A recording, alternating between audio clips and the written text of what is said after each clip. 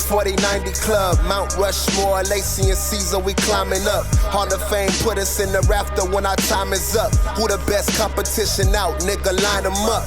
Yeah. We in the 50-40-90 club. We in the 50-40-90 club. Yeah. We in the 50-40-90 club. Show me your competition, nigga. Line them up. Line them up. Yo. Welcome to the 50-40-90 podcast, a melting pot of black culture, music, sports, business, entrepreneurship, and a splash of everything else. You dig? I'm Christian Lace. I'm Julian Caesar. B. Graves, Capo the Don. Capo the Don. You understand me? Hey, y'all, we back in the 50-40-90 club once again like we never left this Man, month. back like we never You left. know, you dig me? Never left. You understand? Never left. Never left. It's shit, y'all. How everybody doing, man? Man, good, man. We made it. We made it out of that goddamn tundra. Never would have made it. For the people that don't live in Texas, understand we just came out of an ice age. For the ages. Record-breaking snowstorm. Unbelievable, Think man. that episode of Martin when they was snowed in all the way up to the 5th floor. They made Cole go get To the the pizza. 5th floor. They made Cole go out and get the pizza. He came back and he was frozen. He was frozen still. Man, it was a trip. No water. No water. Lights. No If you electricity. drove through the city, no the city heat. was dark. Looked like Gotham City. Man, it was crazy, crazy, man. It was bro. crazy. Like, I personally unbelievable. never seen nothing like it. I mean, to have the whole state of Texas, we ain't just talking about Houston because The whole state. we only have a small scope of what it was really like because we in Houston, our own little section, but it was the entire state of Texas. So it was like ridiculous. Unbelievable. I can't even. I mean, if we really want to get into it, I mean, Why not? it was really our fault. Like Texas' Oh, my fault. God. You know what I'm saying? Like, Accountability. you know what I'm saying? Like, if you want to save on costs, that's understandable. If it's viable, it's understandable. But at the risk of not being prepared, like, could it have been prevented? Like, you know what I'm Absolutely. saying? Like, They hold us. that's my thing. They hold You know us. what I They gave mean? us minimalists. They said, just don't get on the roads, guys. That's all they said. They ain't say nothing about no lights going out. They ain't say nothing about nobody being able to take no showers. I mean, it's simple though. Do you have a winter jacket? Yeah. A winter jacket. Like I'm talking about, like Like a New York North Face? No. Not for travel. I said a winter jacket. Is not that, for- like I didn't know what a winter jacket was. Not for travel. Like a big- But do you own one? I own one because like a I big used to bubble travel. coat? No, because I For used Texas. to travel. Yeah, but not for Not travel. for Texas. So you Not don't have like one. no. Yeah. So that's we the got same- cute coats. That's and the shit out same here. thing with Yeah, the we got grid, cute, man. Everything trick, like, it's not fashionable. winterized, man. Everything we Yeah. got, man, we protect it for the summer. We protect Right. it for the heat. Exactly. We don't take winter serious in not- Texas. Yeah, it's a joke. It's a Because joke. we don't It really get it. We is. get by Yeah. 2-3 days, you know what I'm saying? They get by Right. 40, you know what I'm saying? So Exactly. so we weren't ready for it, man. That storm But came they through, need to be shook ready. us The up. people who oversee the infrastructure of the cities and That's stuff what I'm like saying, that, like- they supposed to be on But top did of you that even stuff. know that Texas was its own grid? No. Like, No, that was nobody no. knew No. that. Nobody Like, knew. we Until learned until this. we had to know. Yeah. Unknown. Why didn't nobody know that? Because then once that But you don't care information about starts it. coming out, We was like, right. what? You I don't started care about doing it till you don't got no research. goddamn electricity. I said, who is ERCOT? Right. I was like, I need to go see who ERCOT is. And now I'm like at the ERCOT net. I didn't even know who they were. I didn't know what they stood for. Didn't know None of who that. was on the board. And now, like, you starting to get Yeah. so much more information as needed, right? And then now, It's like, crazy. I'm coming to find out that the people that were on the board of the ERCOT weren't even, like, some of them didn't even live in Texas. Right. So I'm like, how could you sit on a board or a council that represents residents of Texas and you're not even on there? You're not Facts. even a citizen. You're not Right. even. You're not Like even a resident. Yeah, a resident. Right. You know what I'm saying? And then, Like, and then to add insult to injury, the damn governor taking trips to Mexico. He going to Tulum. the senator. The senator. He's a senator. Yeah. Okay. I Yeah, thought it was Ted the governor. Cruz, They man. they He's a give senator it away and to the governor. Tulum trips, man. Everybody go out He there. went to Cancun, man, and then he said he tried to blame it on his daughter. He said, "I'm trying to be a good dad." You know what I'm saying? And then people start making the memes about the Titanic with the dude when he had picked up Right. the child. I say, "Oh man, this is crazy, man. This is crazy." Ted Cruz, you know need to what be I'm saying? you need to be ashamed of yourself. Yeah, he God went down damn. there. What did he say? He was coming back the next day or something. Like he packed the overnight bag or something. Right. Oh, Yeah, he shut said up. that? I didn't Well, hear when he said after that. that's after up. they kind of got after him a little Right. bit. Like, I was. And you he know, was main one Yeah. talking about Obama when Obama was playing golf. But enough of that, man. You know, Man, it's we could 49. go all in day on into that, man. Ted Cruz, But we're but gonna I'm leave glad him alone that for right all now. of our Texans, everybody, all the states, all the cities in Texas, because Texas is huge, millions and millions and millions of people down here, and I'm glad everybody is safe. Everybody's everybody most back part, rolling for the because most part, because some people lives got lost. some lives was A lost. lot of man. people had a lot of damage lot done. of- I know some of my neighbors' pipes burst, and it was crazy. I mean, man. let Capo tell it. He was out here really working Out and, here in and, the and field. helping people and saying, hey, if there's any, issues that, Hats off to need Capo. fixing, He was in the field. he was definitely front line with that. I'll speak about it a little bit, man. Like, talk about it. I didn't really understand how deep this really was.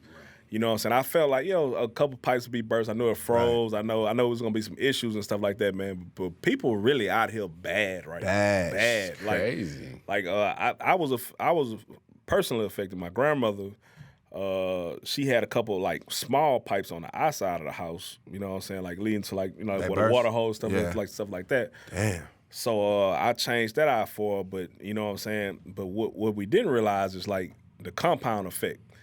Some of the pipes in the attic, like once that water, the pressure built up and stuff like that, man, some of those pipes, started causing additional problems. So it's some people, man, I seen people, man, straight up ceiling cave in, you know what I'm saying? Water running everywhere, sheetrock fall. It was dangerous. So it's dangerous. wild, man. And then, like I say, a lot of it, like Texas is not built like, say, cities up in the east or something like that. North, that's used to this cold. But even if their lights like went out, their grid, they're sharing. Yeah. Grid, so They just pull the energy from somewhere else. You know what I'm saying? Power. Except Texas. Yeah. Except Texas. Baby. Except Texas, man, because they want to be a Lone Star state. Yeah. And hey, and like I said, if it's viable, if it's cost saving, I understand it, and it's worked for so long. But we just had one of the coldest storms in history, and I was just like, we got to be prepared for that now. So now that that's happened, it's like, do we now accept some federal help from a grid? Well, they had to. Do we lend out? Do we lend some? Do we get power from them? I don't know. I don't have all the information and the research behind it, but something got to be done after that. You know what I mean? I'm gonna say this, man. Like whatever comes out of that, we need to figure that out. We need to get that done. But I want to speak to the people as far as like individuals, man. Make sure you're up on like simple stuff. Like, you know what I'm saying? Water. Water. You know what I'm saying? Have water in your house. If you can afford a generator, get you a generator. Fireplace. Y'all can afford that Louis and Gucci. Go out there and Make get sure your your generator. fireplace working. Hey, if you got, you know what I'm saying, if you got a garage or something like that, know that you can't start your car up and run your car in your garage, man, and poison yourself. Like, simple stuff. Like, learn how to... Carbon monoxide. Especially for men, Because a lot of people didn't know that. You know what I'm saying? I ain't speaking for Is everybody. it common sense? Some of it's common sense, but that's what I'm thinking. But know these things. You know what I'm saying? gotta know what you can do. It's common sense until man. you're dead in the middle of that situation. Right. You know what I'm you saying? would think it's common sense, but a lot of people just don't know. Right, because they never been You know in what that I'm saying? situation. Never been in that situation. And they never been taught, or at least didn't have like people around them to be like, "Hey, what can I do, or what should I do?" You know what I mean? I can't speak for everybody, but I know we kind of give a pass to women and children and stuff like that. You know, I give a pass to women and children because they might not know. Right. But if you're a grown ass man and you sitting up, in the situations, man, it's more than life than a fucking Louis belt. You know what I'm saying? Learn how to do some shit. You know Education, man. Like educate yourself. Deal, Get your man. hands Like, dirty. If you got to take care of your family or something like that, man, you don't want to be backed up in a corner. Right. And there's shit going on, and you can't really. all you don't know how what to do is go to the store and get some White Owls or some shit. Like, you know what I'm saying? Don't know how to do nothing. Learn how to do something, man. Learn you how know to what I'm do saying? That's something, man. facts. Yeah, like, man. and I seen a That's lot of big that. I facts. seen a lot of that during this pandemic. No, it's facts, and I'm gonna tell you bro. another thing too. Don't be bitching with this cold and it's 29 degrees outside, man. It wasn't even really that cold to me. Bro. It Day was Niggas- 14 degrees. That was cold. my nigga. But after that, Boys was acting like they was about to die, man. Like, But it was cold. it was my cold, nigga. but like, keep that to yourself, man. Like, you know what I'm saying? Let the women and children complain about the cold, man. Look. You go in there, man, and figure out, get a propane burner so it makes something happen or something. Yeah, but when you don't have no heat in your house, man. Right, and you bundled up. You bundled up and try to get some body heat. Oh, I'm all about it, man. But I feel like I seen a character of people like that I hadn't. I mean, I knew it was there, but it kind of got exposed during this winter. Like, who are these people you're talking about, Capo? Man, I ain't talking about nobody personally. I ain't talking about nobody. I'm just talking what I'm saying. I'm just saying what I'm saying. I'm casting a wide net. I'm just saying, man, boys was feminine a little bit during this, like. During this, you know what I'm saying? Like, that's you know another topic for another day. It was a little femininity being, right. You know, whatever going on. A lot of you man. cats out there acting hard, y'all not really you know hard. What I'm saying? Like, you know, you might. I hope you've been through a few things in your life, but if you haven't, man, you know what I'm saying. I was out there, man. I had fill to go. your bathtubs up with water, man. Like, you know what I'm saying. I'm not knocking nobody. Maybe everybody hadn't experienced everything I've experienced in my life. Right. Resiliency, like people. Yeah. But get some resolve about yourself, man. You know that's what it comes down to, right. man. But moving on, man. Let's you know, this is the 50 40 90 podcast. You did. We are a club of eliteness. We are a club of. Is eliteness a word? We do this every time. I think eliteness. I think we. Is eliteness a word? Last time we was like elitism. Just know this shit over here is elite. You understand me? And we're gonna kick this up. 101. Talking about Super Bowl 55. Oh yeah. Tom fucking Brady, aka the GOAT. Yeah, that's all. That's the only. That's all it is. That's all you can call him. Tom Brady is not from this planet. He didn't go to Michigan. The man went to the University of Saturn. The man went to the University of Jupiter, man, because watching him play, his poise, and he's so damn cool, too. Like, he just cool. Like, and he thrives off people counting him out. That's a bad man. He thrives. This man has been playing. He got drafted when I was in the 6th grade. This man has been in the NFL. 2000? No, 96. He got drafted the same year as Kobe. Brady did? Yes. That's about right. Yeah. Yep. Sure. Michigan. Fact check. He got drafted. He got drafted the same year as Kobe. That's about right. 96, 97. That's about right. He's been playing that long, bro. Yes. And, dominating that goddamn. Dominating. Wow. Don't look at that. I mean, what can you say about the guy? He's a personification of greatness. Read some 11 appearances. 10 in the Super Bowl, 7 wins. 7 wins. Right. So does that make him the greatest champion? Like, where does he rank? All sports. Where does he rank as far as GOATs? Like, of all GOATs, you know what I'm saying? Like the Jordans. Bro, it's pretty amazing. He's right up there.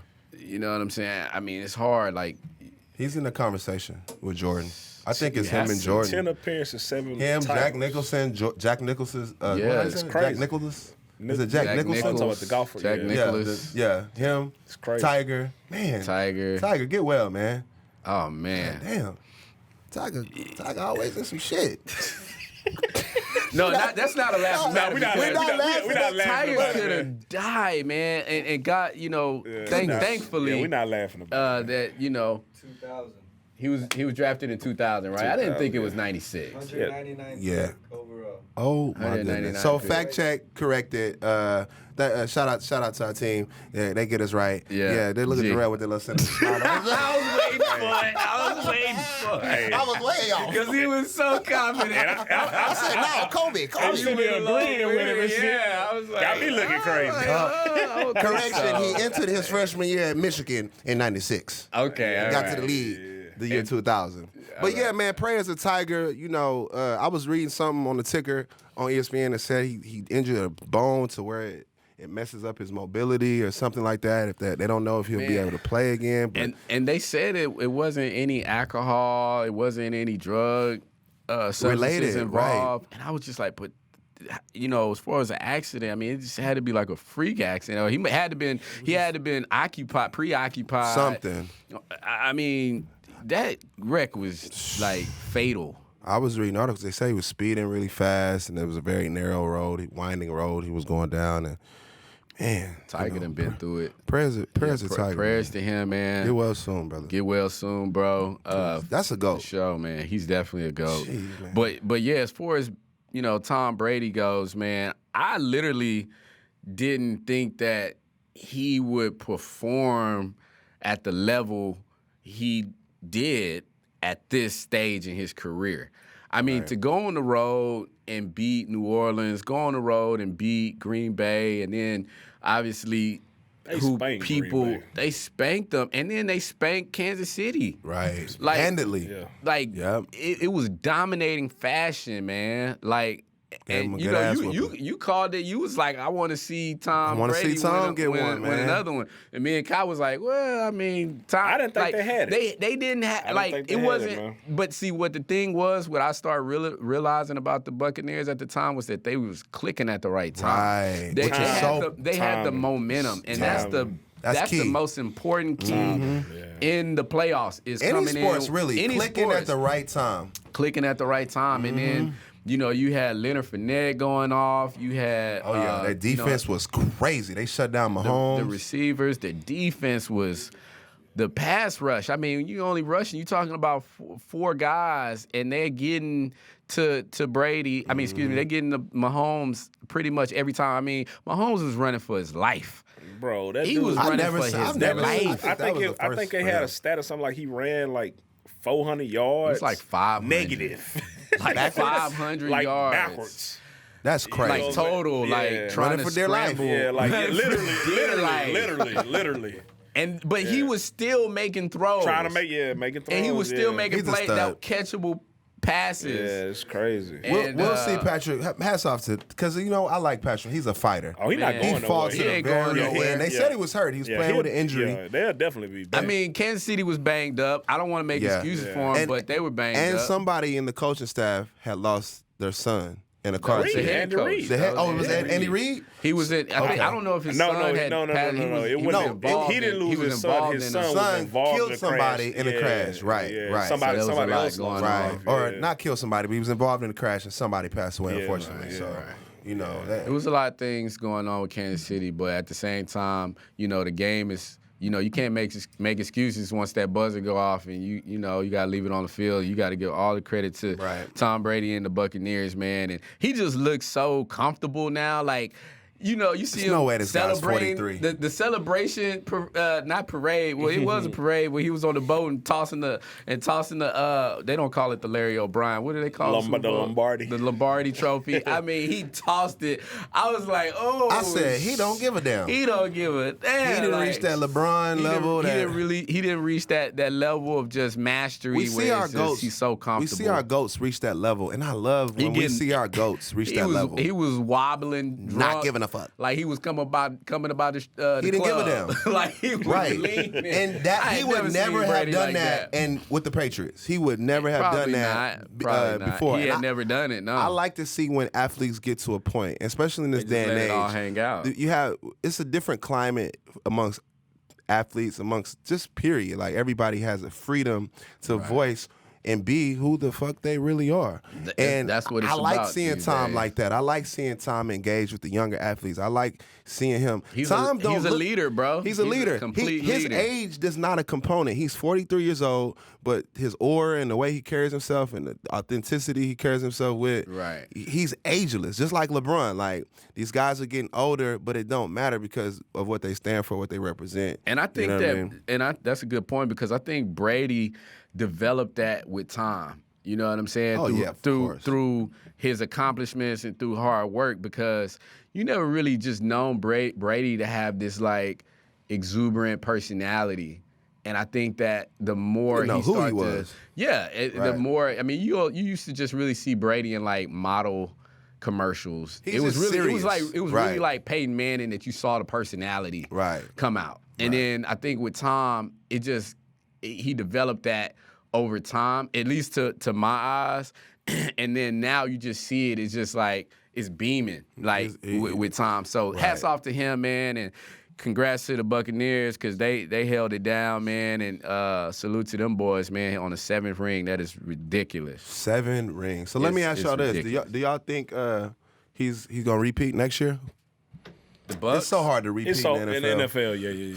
So Especially with I all mean, these young boys, man. These young If I had to young put monsters. my money on it, It's a I would it's a say I no. would bet against. I would bet at the Big field. no, huh? Yeah. But once again, we talk about Tom Brady. Right. So go on, count them out if you want to. Yeah, but I mean, it's so many components though. I It's mean, a lot. like Because they got a lot of free injuries, agents too. free agency. Right. Yeah. And you know how that Super Bowl thing Yeah, works. soon When you as they win the win, Super Bowl, they gone. the teams perch all your players. yeah. Right. I don't care if you was like You have second to. string strong safety or some Right. shit like that. Like they gonna grab. They you. going Like, to go get that you got money. Super Bowl experience. And can you blame them? They gotta go get their money. The NFL's cutthroat, so you got to get it when the getting is good. NFL stand for not for long, so you got to get it while it's getting good. It's ain't definitely lying. hard I to. It's understand. definitely hard to repeat, man. And I'm glad for AB too, man. AB had a crazy AB? route to get us. AB, you talking about a different AB. I know. But AB, shout out to AB because he had one of the most craziest routes to get to a Super Bowl, and I'm happy that he got a touchdown in the Super I am too, Bowl. 'cause I thought he lost his And mind. I thought he lost his complete Just mind. like Stephen A said, man, the boy couldn't shut up till Tuesday, man. Until Monday. He would have had 29 million. Oh, my Nah, goodness. but I'm happy for that. That's crazy. That boy could He said he couldn't shut up till Monday. All he had to do was shut up. Well, shut up. Remind me of my grandpa or something. Couldn't do it. Couldn't shut up. Nah, but I'm happy for AB, man. Shout out to AB. He got him a touchdown, man. I was happy for that boy when he got a touchdown. Hey, too, that's the so. theme of the show, man. Sometimes you just need a little. Well, hey, like a real grandpa would say, "Shut up." Shut up. He didn't know how to shut up. Hey, man, shut up and get your far sometimes, man. Sometimes you just need to shut up. Just shut up. Understand what I'm saying? They had 29 million till Monday. Hey, man, they would have, my family would have had a gag going on me, man. Straight up, man. Took all my phones away. Well, let's slide over here to the NBA, man. What y'all think of the NBA season so far, man? We got the Lakers, man. They on a 4-game losing streak. Y'all worried? Not really. Well, I mean, it's Worried. obviously. I would have to be a fan to be worried. But nah, they got some things they got to figure out though, man. They need some more. They need like. It's funny, like they keep adding stuff. They got players. They got talent.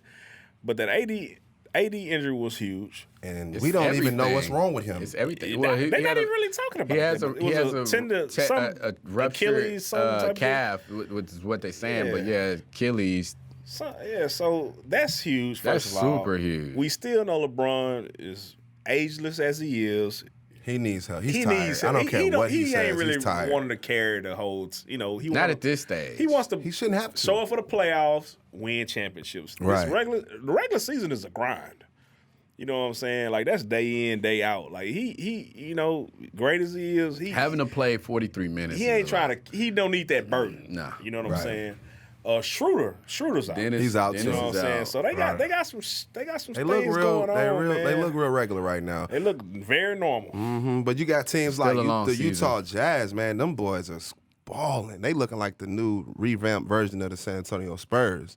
These guys are moving the ball. They got multiple ball creators on the. They got multiple point guard type players on the they're team. very efficient. They're very efficient. They've hit 53 pointers so far, which is the quickest I was reading today.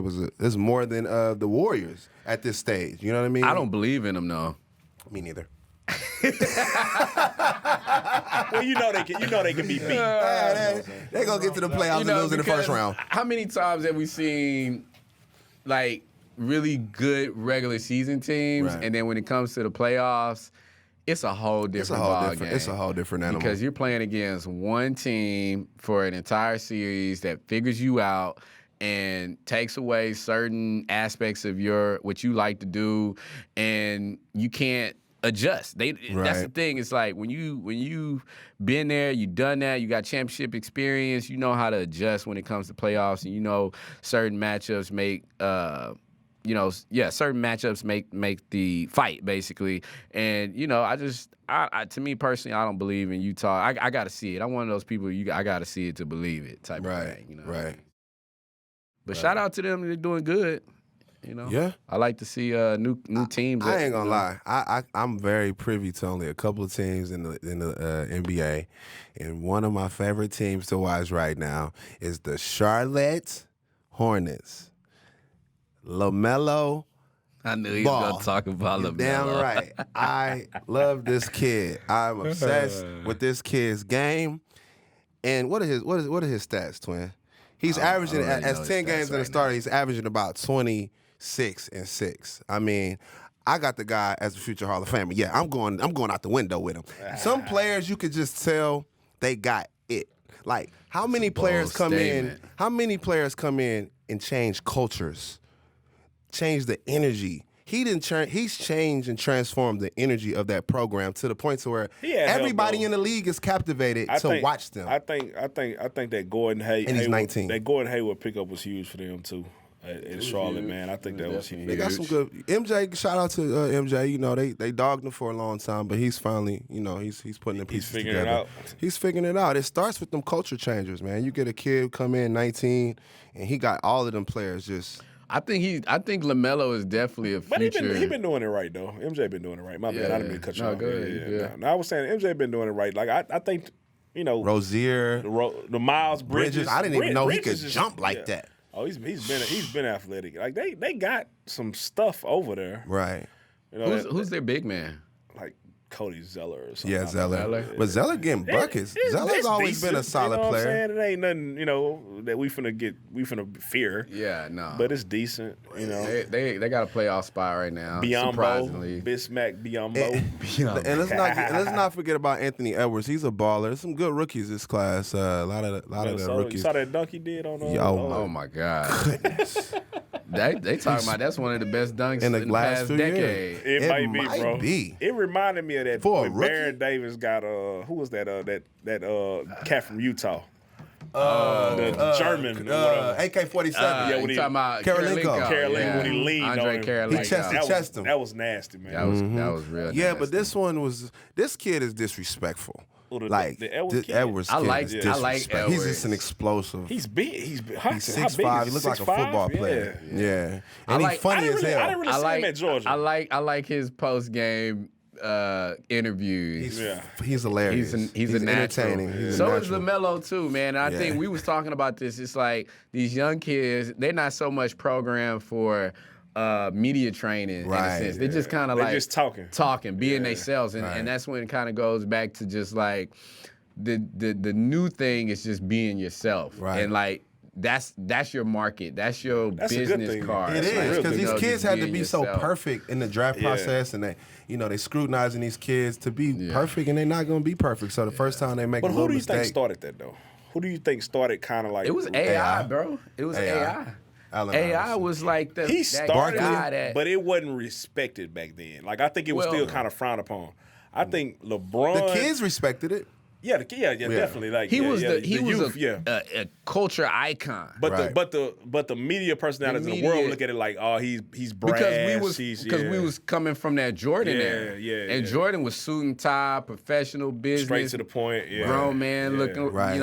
grown man like. I think LeBron had a lot to do with it too. Oh, like, yeah. like, Yeah. like I think AI. Like I think that's a great comparison. I think he started it. Yeah. Like he was kind of one of the first, like in the NBA, Telling kind of people like how start he doing felt. it, how he felt. Like Right. white tee, big diamond Cornrows, earrings, cornrows. This Chains, is what's going tattoos, rapping. Yeah, like LeBron when he came on, he had so much pressure on him. I think he tried to fit the model, but as he progressed in his career, I think he opened it up a little bit, Right. and started giving you more of him. Like right. just added a little bit on, Right. kept giving you more to you, like kind of like. I think LeBron, LeBron yeah. had it like full scale. Like he got it. Like he Yeah. understood that I'm gonna be dealing with these corporate Yeah. entities, so I'm going to let them know that hey, I can get down with you over here, but I can also walk and chew gum and be on this side and be hip hop and be about the authentically community myself. and be couldn't do that be back in the authentic, day. at the same time. And LeBron just was a sponge, and he was a student of the game, and so. And I love to see the space that he's in right now because they talking about he's already a billionaire now. Right. You know what I'm saying? Right. And So how important is people in not to position. cut you No, off. go ahead. How important is that for these players to have these platforms to speak their truth? there. Because like I said, I feel like you're just building, you're setting yourself up for failure if you're expected to be perfect, if you're expected to say the right thing. Well, sometimes as fans, we want to know what you're really feeling.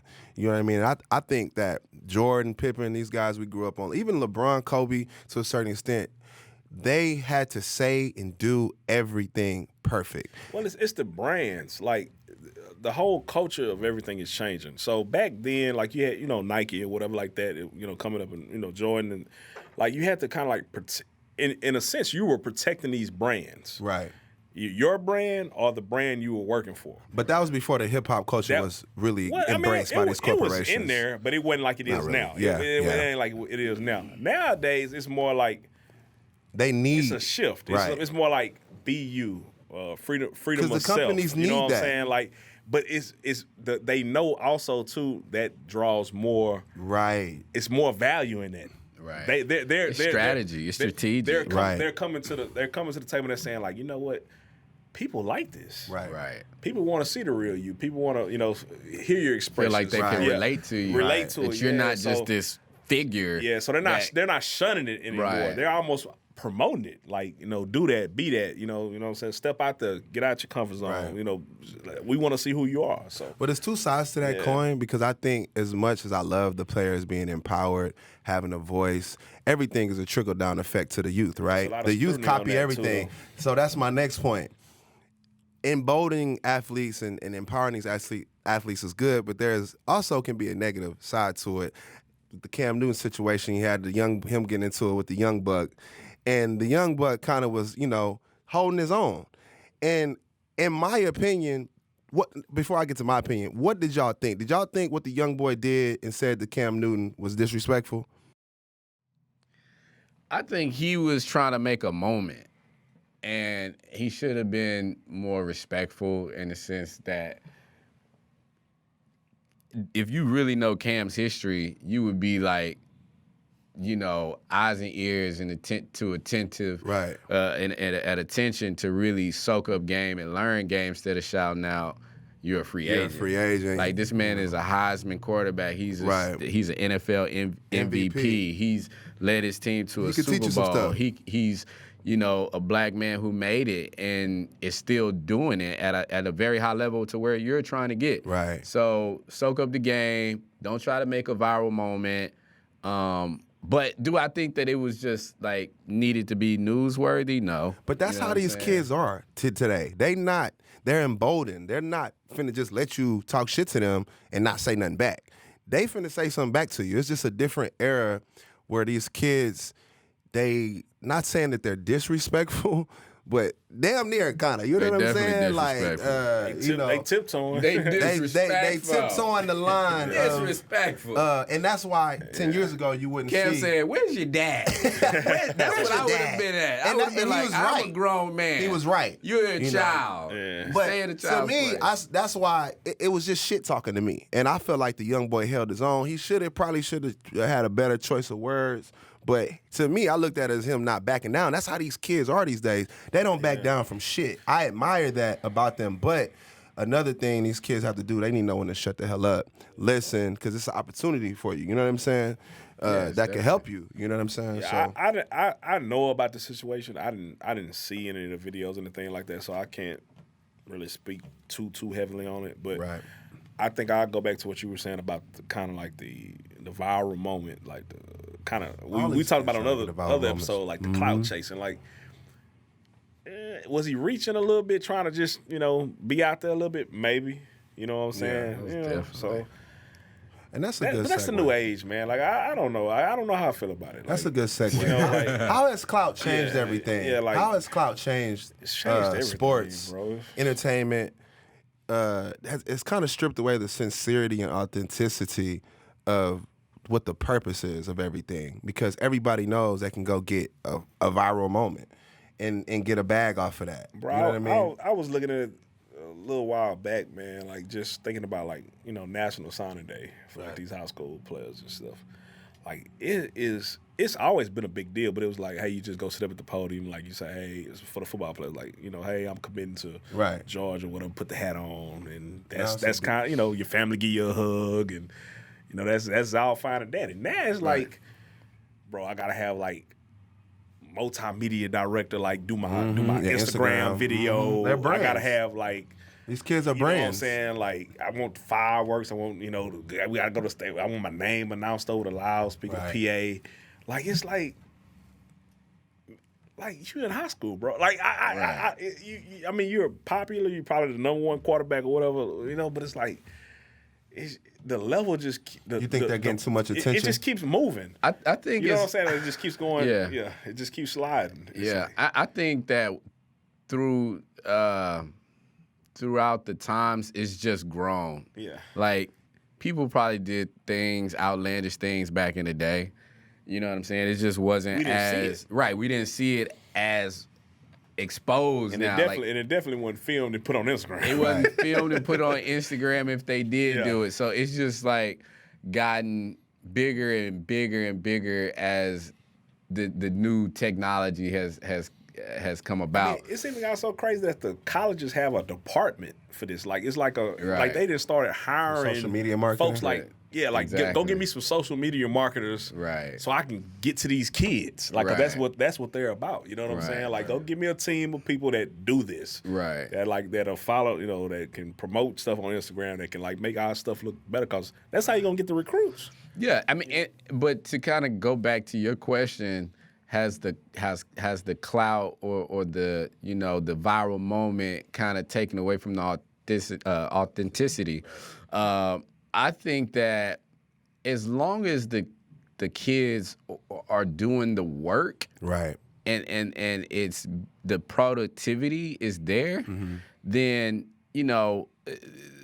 let whatever else happens happens. But that's what we should base everything off of. You know what I'm saying? Right. Now, if it's just a viral moment, it's just cloud to be cloud, then and it ain't no real work behind it, then yeah, it's just like, hey man, we can't even pay no attention to that. Right. You know what I'm saying? Right. So That's definitely fair, man. Right. I mean, these kids working hard.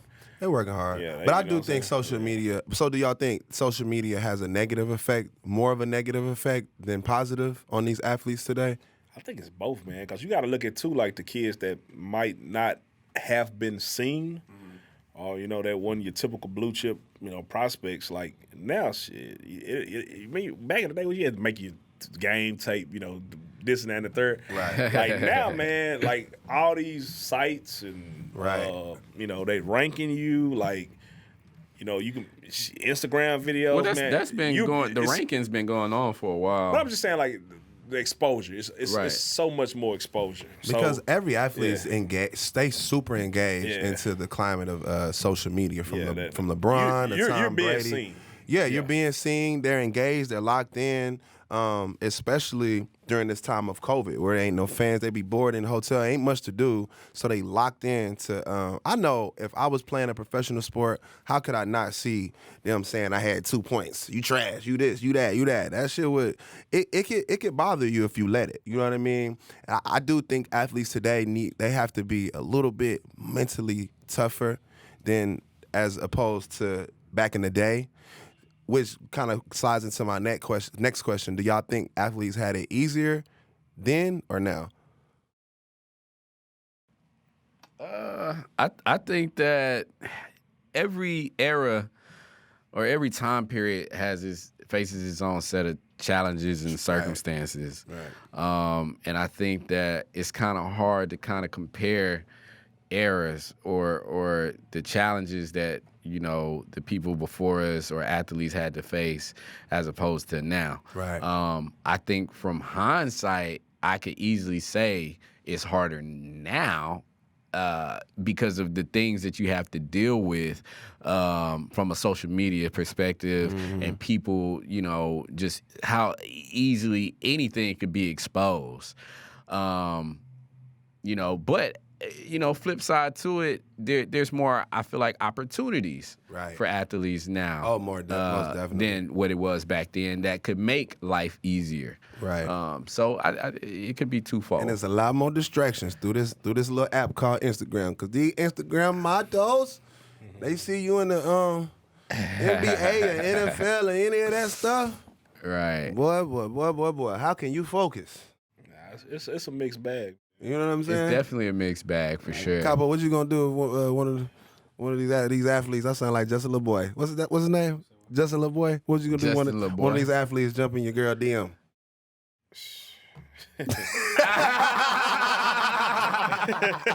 I don't even know how you answer this. Assume man. it hypothetically, because you know what I'm saying. What would you do about it? What you Who's do? to say it ain't happened already? I don't know, you know? Right. And to me, I ask that because these are the challenges of today. Like these athletes go are. Go ahead. I'm gonna answer that question. These athletes are distracted by so much, and it's just so easy now because everything is so interconnected and accessible. You know what I mean? Man, everything's at the click of a finger, man. You can just literally, like. Side note, I'm gonna hop on it real quick. Yeah. Talk to me. I remember. Okay, so when Facebook came out, like. It was about the university. Somebody, you had to be in the school. University, you know what I'm saying? Right, and you could add them or whatever like that. But the early stages of Instagram, it was so remarkable when like I'm a Rihanna fan, so like somebody like a Rihanna post over there, and like you could like go and click it and like DM Rihanna. Yeah. You jumped in Rihanna DM? No. Oh, okay. I ain't I don't do no shit like that. But the point of it is, if I really wanted to, you could do it. She might not see it, and she might though. She might see it, might just scroll past it. But but like that's the accessibility we have nowadays. Right. And that is unheard of. Like these are the real people. You can just go say what you want to say to them. Right. Like so that's a whole. I agree with the accessibility factor because back then you couldn't just reach out to just anybody you wanted to across. Right. But even just like when we was talking about just athletes and then the challenges that they were going through because of social media, and then there's Instagram models and woo and just the accessibility to anybody at the touch of a finger. It doesn't mean that they're gonna respond, but just the accessibility factor.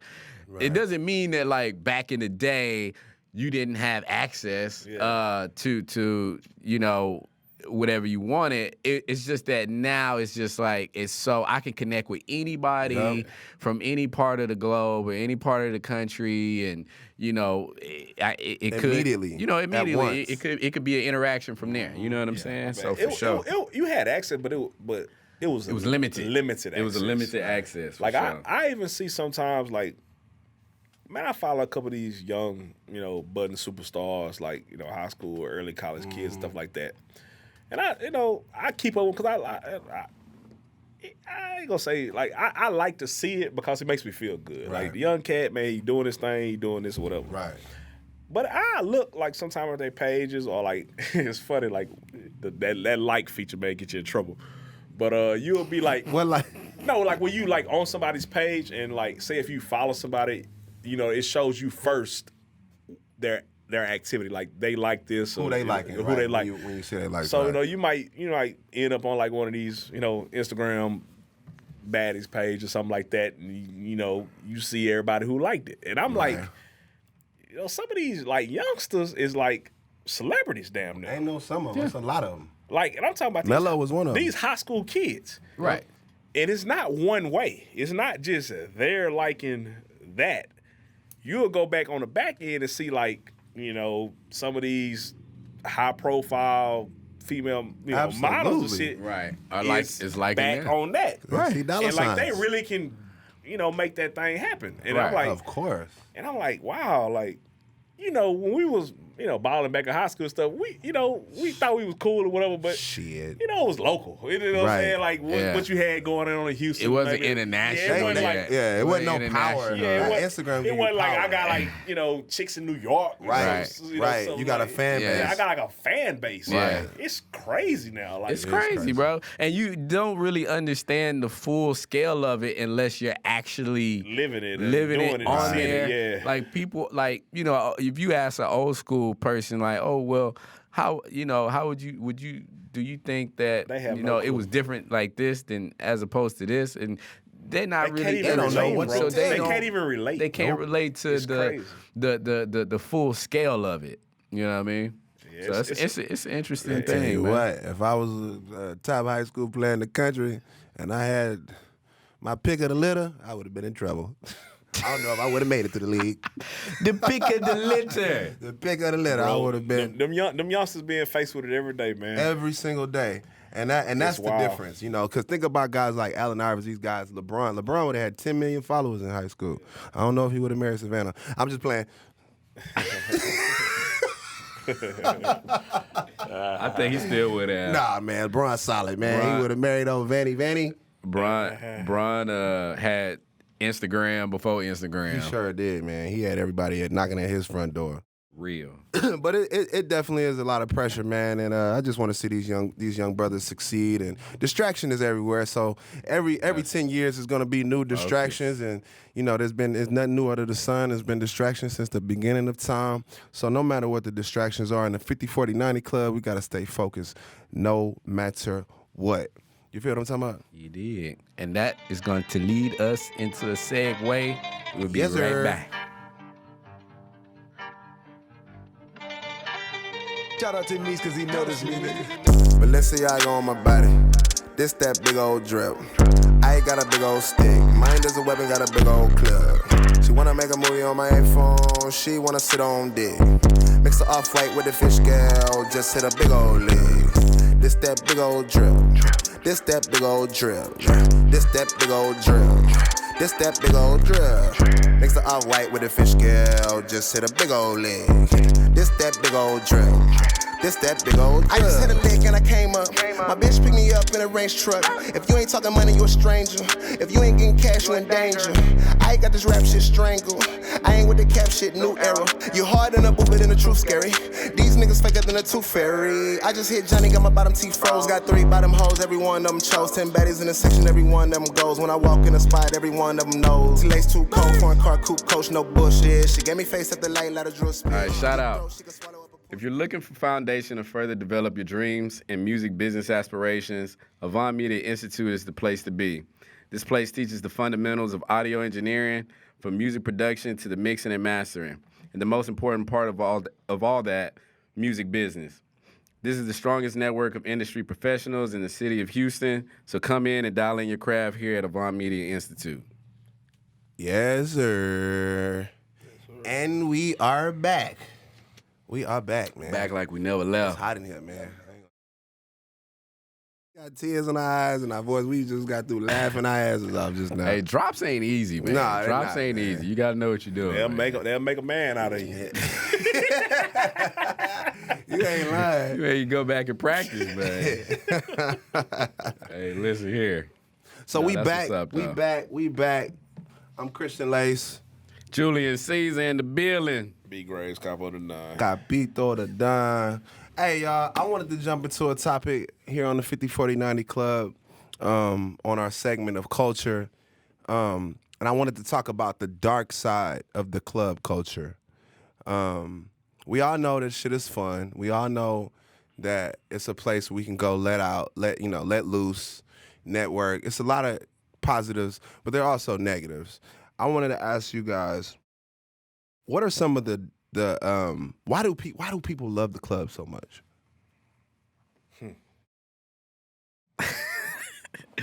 He said, And we all love the club. Don't get it twisted. Like, we all love the club, but I'm trying to get into the real anatomy of why we love the club so much as a people. I'm not just going to specify it to black people because white people love the party, black people love the party, everybody loves the party. Why? I mean, I boil it down to everybody wants to basically hook up. Like, you go to the club to essentially hook up. Right. And it's a common ground. It's a space to do that. Right. And I mean, yeah, it's entertainment. It's a form of entertainment. You could go dance, you could drink, you could let loose after a long, hard week, whatever the case. But I think at the end of the day, it's just, you just go there, you're looking to essentially hook up, and find something or someone or whatever the case. It's good for networking, if that's what you're there for. But, 9 times out of 10, you would, if you're looking to network or something like that, you probably going to a networking event. You know what I mean? But as far as like a club, I think it's just a form of entertainment. Right. What you think, Kyle? I don't know. And specifically to the black culture, because it's a lot of dynamics that are in place when you talk about the black culture. Flexing, the hip hop, the streets, the underworld. That's a place they go to be seen. You know what I'm saying? Like those dynamics, the shootings that happen at the club, the dangers. Like it's so many different dynamics that affect just art. Cause at the country club down there, they might get into a little fight, right? Bunch of pushing and shoving. But over here at the black clubs, your ass might get shot if it's a problem in the club. If it's a fight, what's the first thing you think when it's a fight that pop off in the club? Literally, subconsciously, you like some shots is finna ring off. The first thing I think is any of my people involved in it. Right. That's Facts. the first thing I Facts. think of.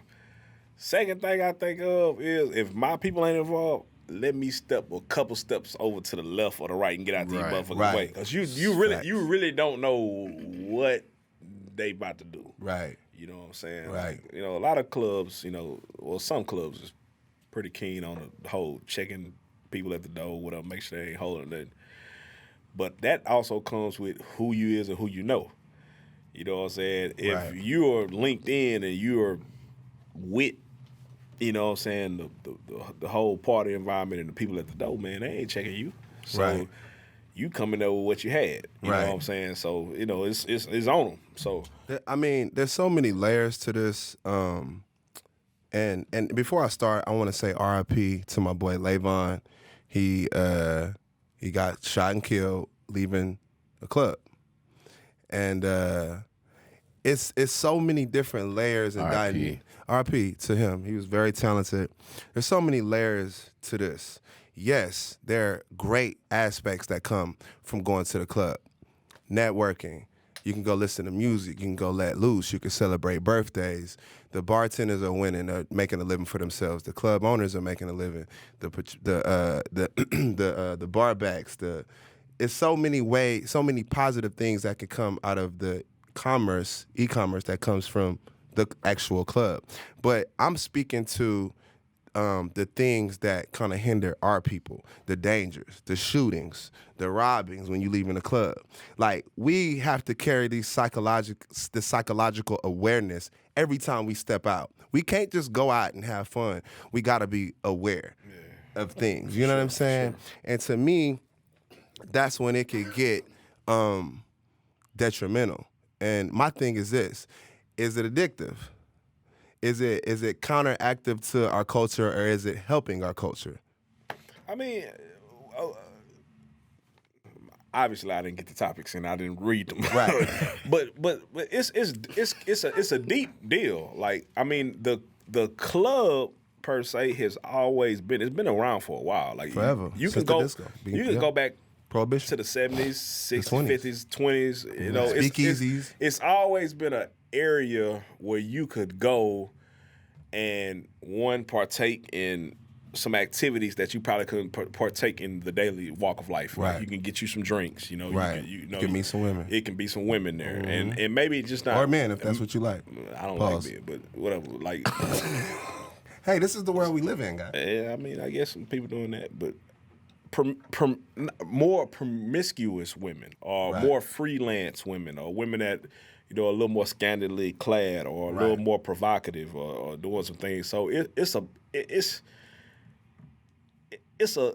kind of like a shining light. It's the bright lights. I think who made that song? Lupe Fiasco, some back in the day. Lights. Yeah. That was a big song, and it said a lot. You know what I'm saying? Like, people want that feeling. You know what I'm saying? Like, you talking about the Kanye song? You talking about that Superstar? If you are what you like. You talking about Lupe? Oh, you talking about Flashing Lights? It was two. You don't know what he talking about. I don't know what he talking about. Hey, I've been drinking. That nigga's about Lupe. But it was two songs that came out very relatively close to each other, and they both kind of hinted on the same subject. But is it you know what I'm saying? Is it healthy? Because it's like when you go to the club, you see a lot of people portray the image of. Yeah. You see the politics at the door. You see healthy? No, I Is don't, it- I is don't it- necessarily is it say it's healthy. does it really? It could be more unhealthy than healthy. Right, but is it all? Does it extract the authentic things out of you? It's nothing authentic about it Right. Why is that? because, like the things you just said, like People go to just stunt, flex. people. Not everybody. Not just a small everybody, group, but there's some dynamics that are in that culture, like you got to keep up with. And this is what I always said. Like I kind of fell back. I don't really be out like that, but like Not anymore, because your ass used to be out. I used to be out. I said, but you have to keep up with that dynamic. You have to really like be out there, and you have to be out there consistently. Right. Like if you fall off, you go break a leg or something, you on house arrest for 6 weeks. You come back, man, you don't know the dough guy no more. The bartenders are switched up on you. You got to pay full price for your drinks. So you going to be in there looking crazy. Like, Right. But, you know, it's levels to it. But, like, I think more what you're talking about is, like, some of the dangers that come with it. Right. Like, the dark side of it. Like, you know, I'm in the club. I done got fresh for the club. I done put on, you know, all this designer shit, you know what I'm saying? I've been fortunate enough to, you know, make some real paper, you know what I'm saying? I got some jewels on me. I got some cash on me. And it's folks that are in the club that might not have what you have and are looking at you. And really, they're going just to honestly, target like, you. You're a target. You're just a You know what I'm saying? So, and it's not just, you know, envious hating dudes or, you know, something like that. It's females too. Right. Like, you know what I'm saying? Like, they might not necessarily be trying to take it from you, like physically, but they're trying to like be in your acquaintance or be around you to basically, you know, kind of withdraw it from you over time or like something like that. Like, oh, he's got this such and such. He's gonna take me out. He can do this such and such. But I, my personal opinion, it's depending on what you're looking for, man. It could be more unhealthy than healthy. Yeah. It's some good things that could come out of it, but those same good things that come out of the club, they can come out of like shit, a regular business lunch or something like that. Julian, what you think? You think it's healthy, or you think it's more so of what your intention is? It can be just like anything. If you eat a million hamburgers, your favorite food is steak. You eat 10 of them motherfuckers a day, you're gonna be sick. Let's just put it out there. I go out more than y'all do. King of the streets. I'm out here in these streets So a little bit more than y'all are. So my perspective is a little bit more different. But also, than your intention of what you're a businessman.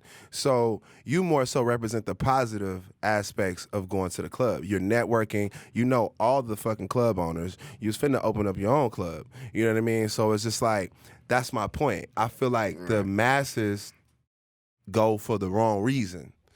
And it's nothing, I'm not here to cast a dark light on going out and having fun. We should celebrate our wins. We should go express ourselves in a positive way with our people, have fun, turn up. But we can't ignore the dark elements that come with that. You know what I'm saying? And that's my whole point. Let's be more intentional about what we do, even if it's going to have fun, because that night of fun could be, you know, shit. It done been nice. We done been out and remember that night a long time ago? Who was that? Twin.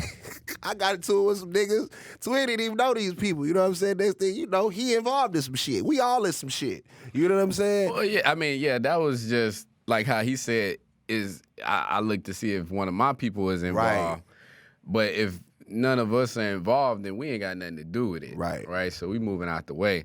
But you know, with me just kind of going out, I think that you can look at it like one way.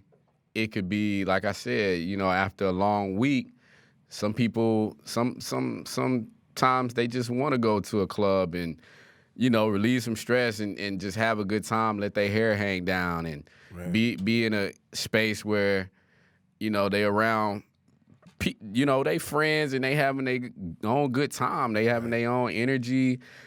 And then sometimes, like you said, you know, you got to look out for, you know, those dangers that come with it. But I think if you just know how to move and you know how to, you know, interact and you know how to dibble and dabble like in that scene, you be all right, man. As long as you ain't in there, like you said, with your intentions to come in there on no bullshit. You know what I mean? You don't have you got positive energy when you in there.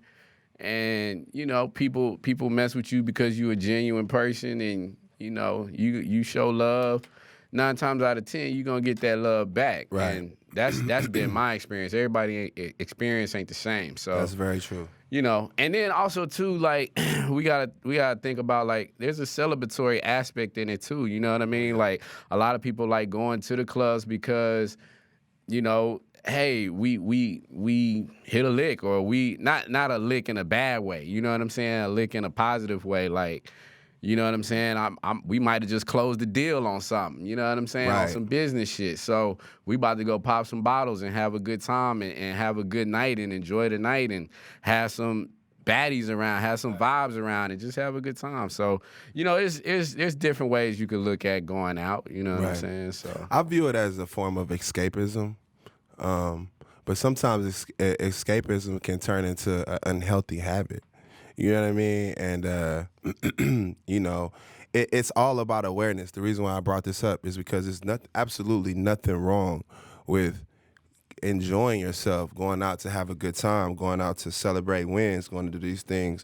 But we also have to be mindful and aware that we're not trying to medicate. We're not trying to, because a lot of times things can turn into a form of therapy. It can turn into a form of medicating escapism, hiding from everyday life, and then that can turn into something that does become addictive. Next thing you know, you done turned into, because we've all seen that girl or that dude that maybe wasn't prepared for that life and they got sucked into it. You know what I mean? That pretty girl that moves from fucking little town in Texas and comes to the big city of Houston, and she gets a fucking job as a bottle girl, and next thing you know, she's making money, but she's sucked into all these unhealthy habits, right? So it's just like, to me, yeah, let's have it fun, but let's be aware and cognizant of our own habits. You know what I mean? Because it could be a lot of those going out and having an innocent time could really form habitual things, a habitual nature that could be detrimental to what you're trying to accomplish, what you're trying to do.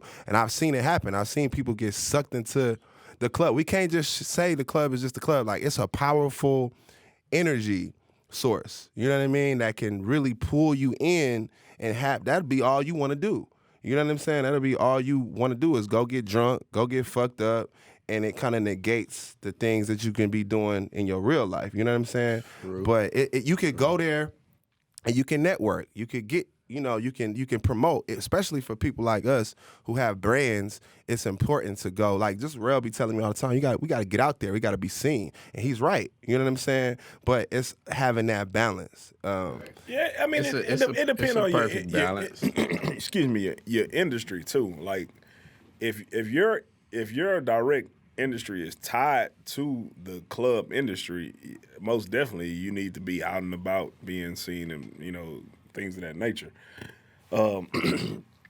What ends up happening with a lot of folks is that, you know, if take business out of it, everything else about it is probably, it could be detrimental. The drunk driving, the potential to get robbed, especially wild, bro. Like, in black culture. I really like. I mean, you know, let's go ahead and throw it out there, put it on the table, man. When I was like really heavy, like in the club scene and stuff like that, Right. It was for probably 2 or 3 reasons, and they all could be negative, you know, outside of moderation. Right. Drinking. DWIs. Yep. Females. Yep.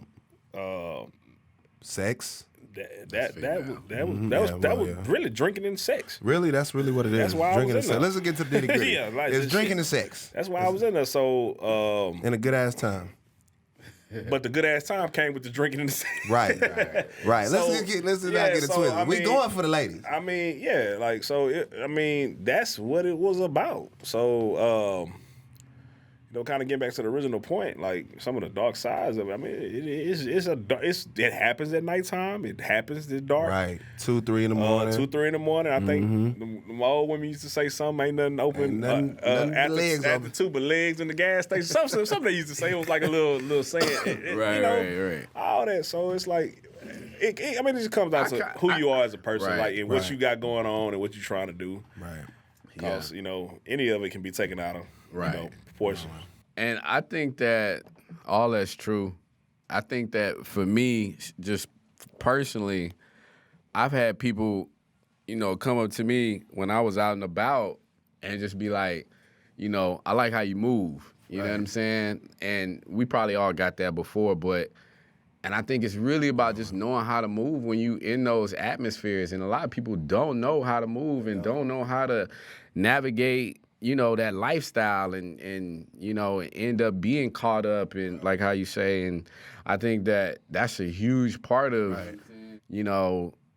going out and being in that scene and being in that nightlife is you really got to know how to move. You really got to know how to conduct yourself and carry yourself. You can't be out there sloppy. But a lot of people don't know. They don't know that. A lot of people don't know how to do it. And I think that I'm not going to say that I'm be the spokesman to do it, to go out and show people how to do it, but I guess it does help if you have an example of somebody that knows how to move that you can look up to. And if I'm a young cat coming up and I like the club scene and I see an older cat that's moving, I'm like, damn, okay, I like how he moves. Right. You know what I'm saying? He, people show him love. He respectable. People respect him. And, he have a good time. He be having little chicks around, whatever. They cool, whatever.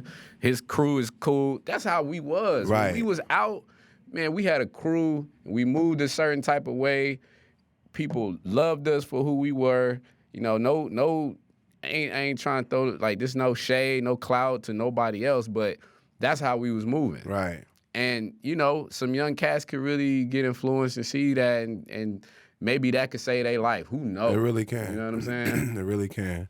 And we were those cats that, because when you, to the 19, 20-year-old who just graduated high school, you in a big city, and you getting introduced to this world, this club life, this VIP life, that shit can be overwhelming if you don't know how to handle it. And I've seen it claimed. Bro, we partied with the best of them. Literally, we partied with literally. everybody, yo.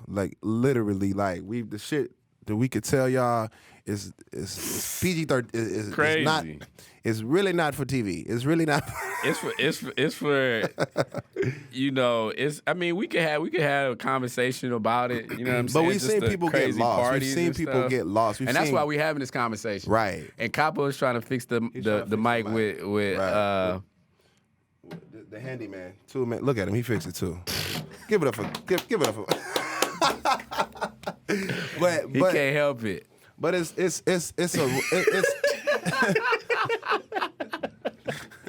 I mean, damn. He can't help it. This is game. Here at the 5049, we just want everybody to know how to move.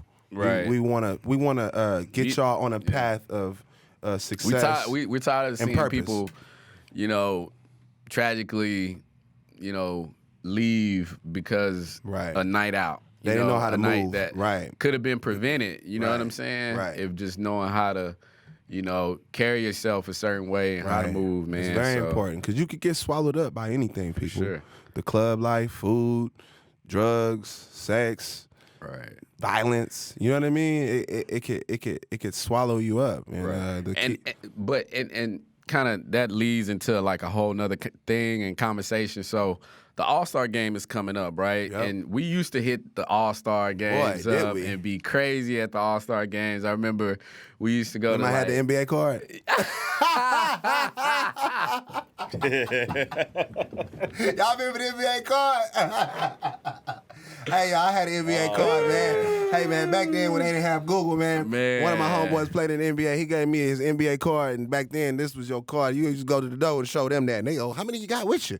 How many? They bringing you shots. The owners coming to get you and everything, man. Who you play for? The goddamn... Bro, y'all the wild. Sacramento Kings. And then that led to a whole nother thing. Oh, my God. Lord have mercy. That car got us into many of those. Legendary. That we was man. not supposed to be in, but we was supposed to be in them. Right. So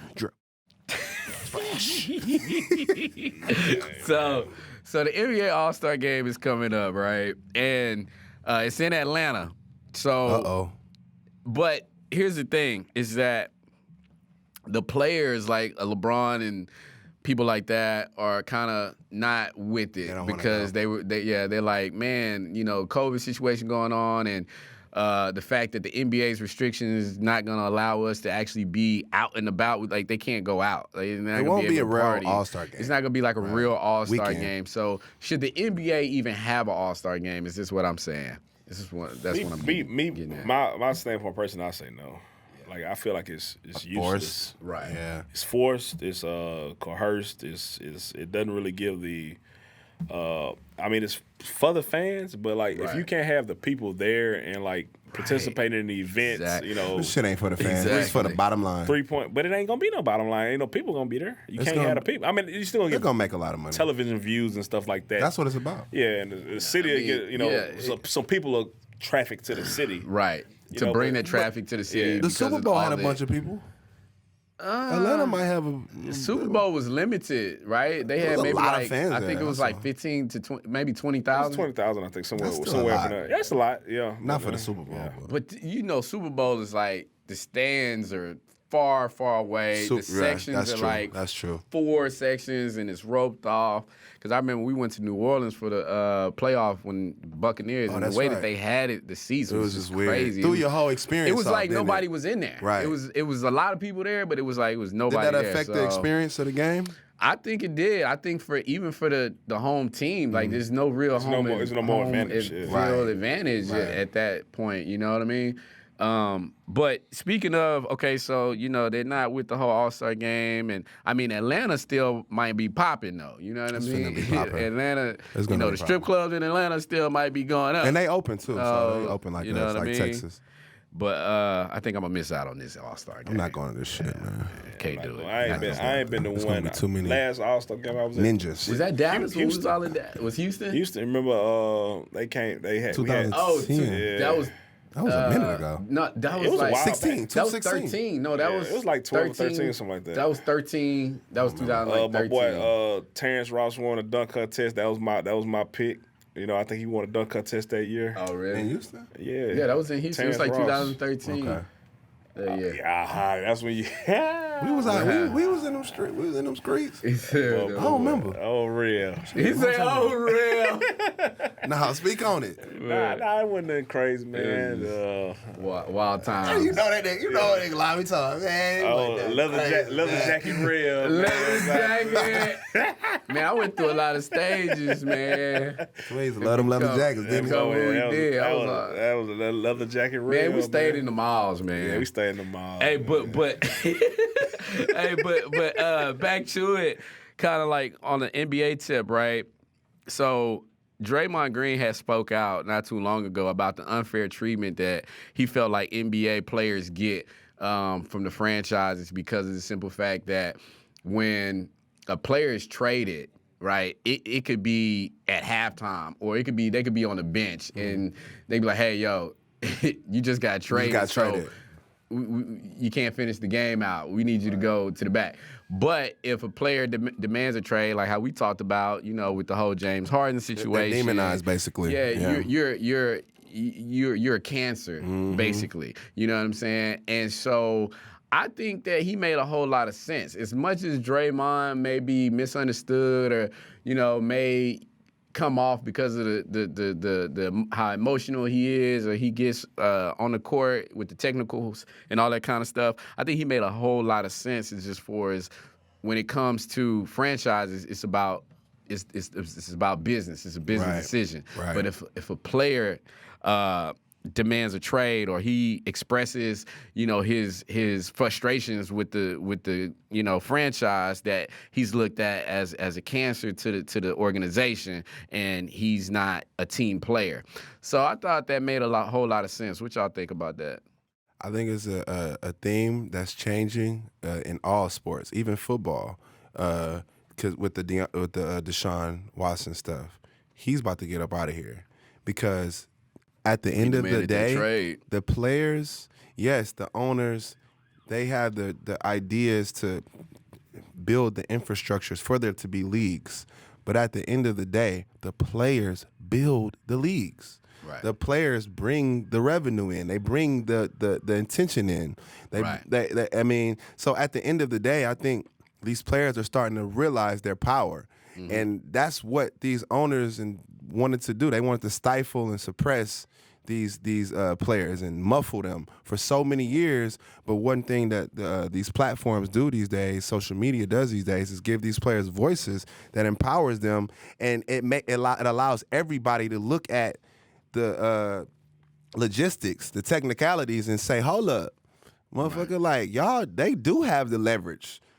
To do what they want to do, because if it's a business decision for y'all, controlling the narrative, right? You know what I'm saying? And now these players can control the narrative. Y'all can't just say what y'all want to say about me, and that be that. And it's not happening like that no more. And I think that's just what's right. So, and not to cut you off. No, you so that goes back to your topic about the social media and these platforms benefit the players, and that kind of ties back into what your point was earlier. What you think about that, Capo? Every couple years we come across something new, and like now now the players are realizing like how valuable they are and how much they're needed. Like they drive it all. This wasn't the case 10, 15 years ago. Shut up and play. Yeah. Shut up and dribble. Shut up and play, shut up and dribble. So in any type of power structure that's been around, especially over a period of time, it doesn't want to relinquish any type of they're not control. gonna go easy. They like, I'm not just any power wants to stay in you just power. want to, you gonna let you do what you want to do. Right. So what we're seeing now is part of the revolution. This is not just going on in sports. It's going on in a lot of different arenas. But we're definitely seeing it in sports. I think it's definitely a positive for the players. I don't really care too much about the owners anyway. Right. The franchises. But it's some kind of. And there's a reason for that you don't care. It's kind of some. Well, that reason's obvious. But some parts about it do trouble me a little bit. As far as say, I'm a teammate of one of these guys or something like that, and you in life, in a lot of aspects, you always want to think it's a sense of loyalty. Like, we bleed, we not in business. You think you want to think, right? You want to think, but it's a rude awakening when you find out it ain't. Because you know what I'm saying? Like we didn't practice, we didn't bled, we didn't sweat, we done had tears. I mean, this ain't high school basketball no more. You know what I'm saying? Where we all up under the same roof and stuff like that. But do you think that everybody has their own definition of what loyalty is? Absolutely. Because loyalty, to a certain extent, has to serve a purpose, and I feel like everybody's in everybody's own agenda, right? Like if you're not loyal at this point in time, well, you forgetting about how loyal I was for the past when I was going out there hurting 12 years. Playing on a bad ankle. So, There's no loyalty when they're in the power structure. None. They will cut you even just with like that. amongst teammates. Like, you know what I'm saying? Like, bro, we was in the trenches together, 10 years. Yeah. But at this point in time right now, like, hey, listen, I got to do what's best for me and my current situation right now, and moving forward, I got to look at what's best for me. It's different, man. When they talk about loyalty, it's like everybody got their own definition when it serves them. You know, like I say, things have changed over the past, man. Like, I don't know. It's. I got a line where I say, "Run, nigga, run at the combine. Sign this contract, and that ass mine." Yeah. Exactly. So guess what? When you sign that contract, I really do feel like they feel like you belong to me. For sure. And that's changing. It's not no more master-slave ideology around sports. Right. Around sports. And so that kind of leads into, like, my next thing that I was going to talk about, where Mark Cuban in the Dallas Mavericks, real nigga. Yeah, he chose not to play the national anthem before the game. Huge. The league overturns it, and my thing is, do you think that every team should have the authority and the ability to choose and decide whether or not they want to play the national anthem before a game? I think that's something that the league should oversee. You think so? Right. Yeah. The national anthem? Mm-hmm. I mean, from my limited knowledge, from what I know about this situation, Mark Cuban was just like, it's just counterproductive. It's just like, these players ain't gonna stand. It's gonna be a whole shitload of people who don't like it, which brings negative attention to our league, which brings all of these critical talking points and all these different. It just creates division. To me, that whole flag thing, we never, especially on the side of how we feel in the black community, I feel like the other side is never gonna give us that one. Nah, motherfucker, you gonna stand for that flag. They're never going to get that. I don't really think Mark Cuban. I think Mark Cuban was doing it for the sake of his players, because of how strongly they feel about the flag and the merits that it represents. But I also think he was doing it because this shit is affecting our business. He's in Dallas, which is a red state. You know what I'm saying? Which is a red. Texas is pretty much red. So at the end of the day, those people who have the interest of the American flag, who believe in it wholeheartedly, they're not going to go spend their money. They don't want to go see brothers kneeling. You know what I'm saying? And I just think that Mark Cuban was looking at it from an economic standpoint. You know what I mean? If we just go to the games and we don't worry about the doing all of that, ain't no discussion, ain't no hot topics. Is it needed? It's just it's going straight to the game. I don't think it's needed. I think throw the whole flag away. You know what I mean? Not the whole flag away. Throw the whole doing the making people do it, like making people have to embody this tradition. Everybody don't believe in the merits of that flag. So Right. Okay, I never I didn't play high school sports. I didn't play collegiate sports. I haven't played professionally. But that flag thing was always there. The national anthem was always there. And, like, I didn't think twice about it. It's like the national anthem became this deal when, starting Colin Kaepernick, he drew attention to police brutality and what was going on by kneeling. And, like, it didn't took, like, I'm straight up honest, I'm so tired of talking about the damn flag. Like, right. it took, like, this life of its own. whole nother, like, deal. And it's like, the flag is, look at the song, it's a slave. I know, I hear all that. Like, right. And I it's jacked up. I Forget agree tradition, with it what's and stuff right. like that. You know It's what I'm like, saying? but it's like, what are we gonna do? Like, you know what I'm saying? Like, so then it should fall back onto the. That's the country we are citizens of, and that's the national anthem. Right. Changed to that. I don't think I really remember too many places ever changing their national anthems. I don't. No. You know, I don't know. I don't think that's the conversation. The conversation. I'm not talking about the comment, but I took it like another level. Right. You know what I'm saying? But like it's a big deal now, and it's become it's like a huge deal. So I think the league should be in control of those type of things. I agree too. I think the league should be in control of it. I applaud Mark Cuban for that. Nah, Mark Cuban is a no pun intended. Is a fairly good dude from what I know. I've always respected him as a businessman. I like some of his personal. He gets it right sometimes. His personal endeavors. Like, I like what he did with Delonte West. Put him off the street, got him help. He seems tried to be a trailblazer. But he's changed that. He's changed this for life. He's changed, and that's a great thing about sports. You should change. It'll change. Like if you really you listening to these players speaking and you're hearing them out, and that's to me, forget about what side you on.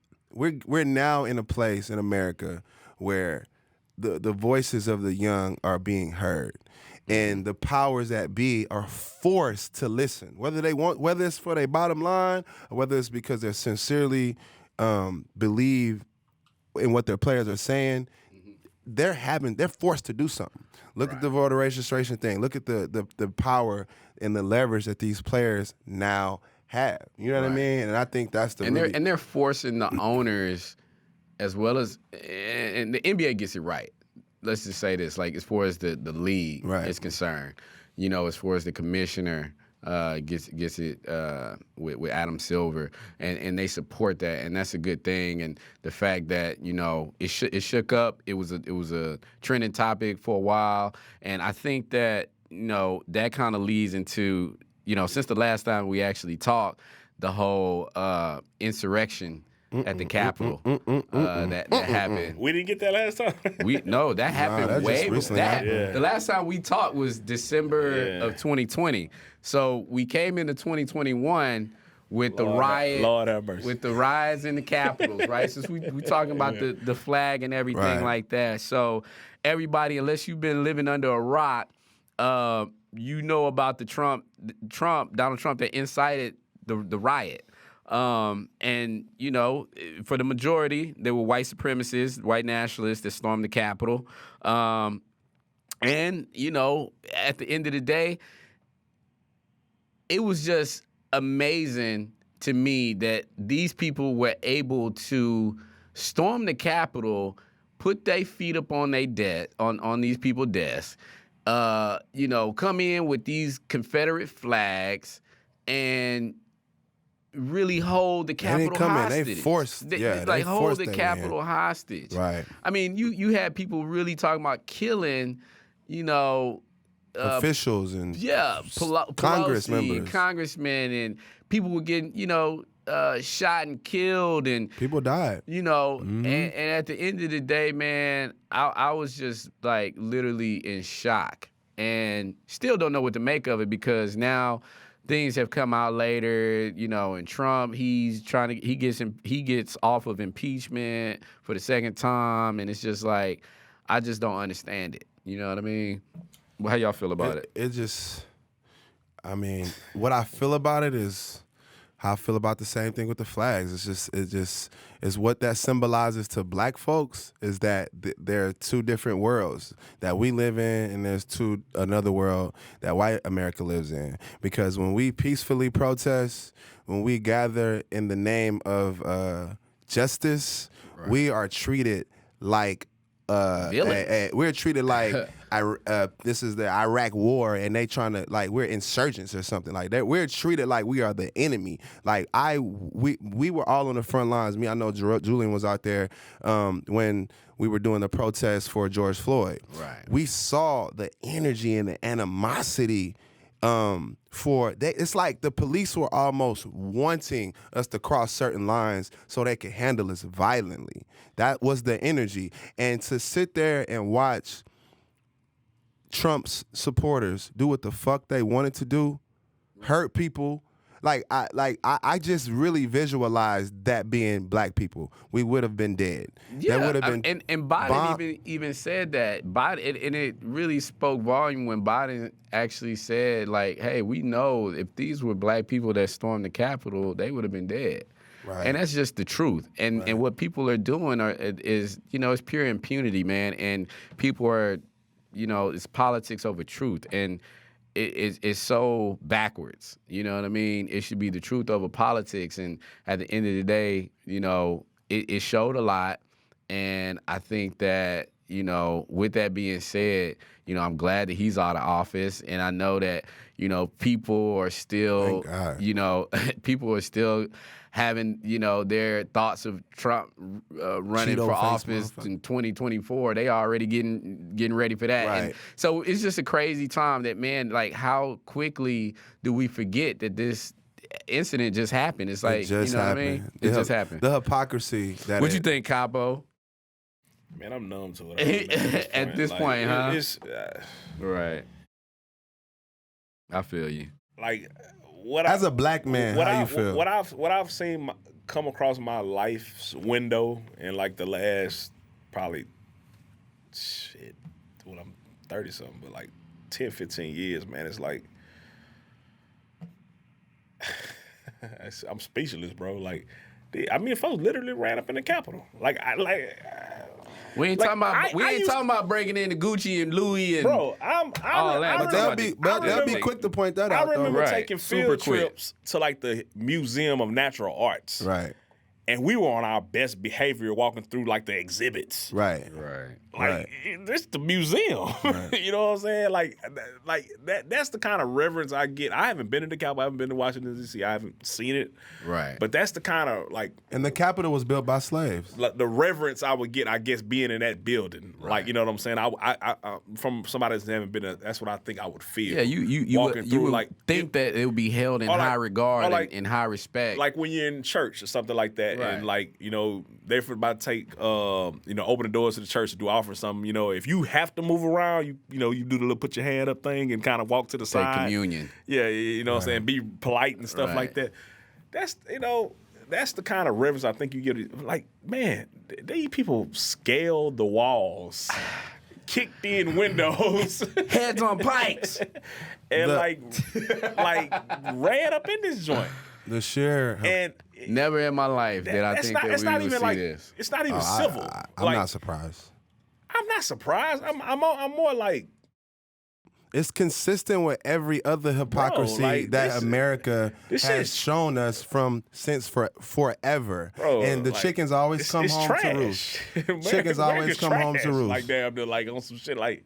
Right. I know people like other countries, foreign leaderships and just other folks are looking at this like, bro, these folks over here like it's like a comedy show or something. Like it's crazy. It's very serious. Not a comedy show. It's hypocrisy. It's serious, but evil. I'm saying like what we got going on. It's sickening damn near. Like it's crazy.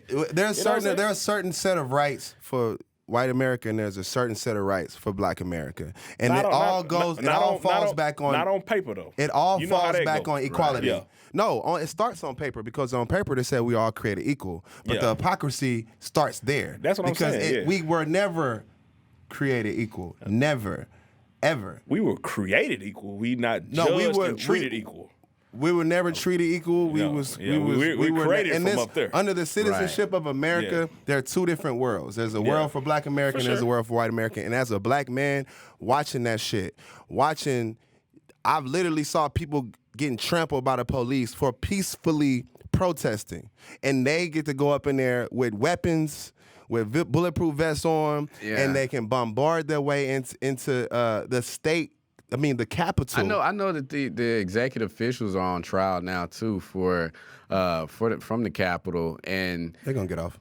Yeah, most of them probably will. Not incriminating no officials. The executive officials from the Capitol, they on trial right now. What, for allowing it to happen or not? I mean, being more prepared. What? Maybe.